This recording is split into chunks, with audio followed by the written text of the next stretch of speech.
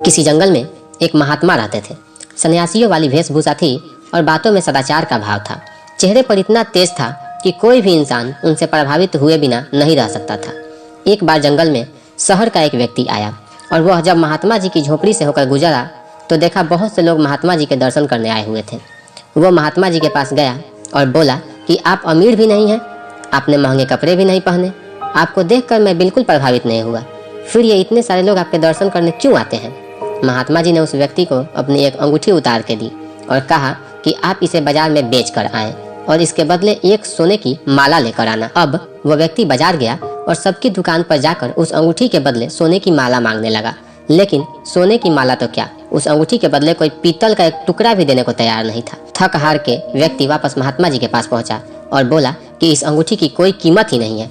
महात्मा जी मुस्कुराए और बोले कि अब इस अंगूठी को सुनार गली में जौहरी की दुकान पर ले जाओ। वह व्यक्ति जब सुनार की दुकान पर गया तो सुनार ने एक माला नहीं बल्कि अंगूठी के बदले 5 माला देने को कहा। वह व्यक्ति बड़ा हैरान हुआ कि इस मामूली सी अंगूठी के बदले कोई पीतल की माला देने को तैयार नहीं हुआ, लेकिन ये सुनार कैसे 5 सोने की माला दे रहा है। व्यक्ति वापस महात्मा जी के पास गया और उनको सारी बातें बताई।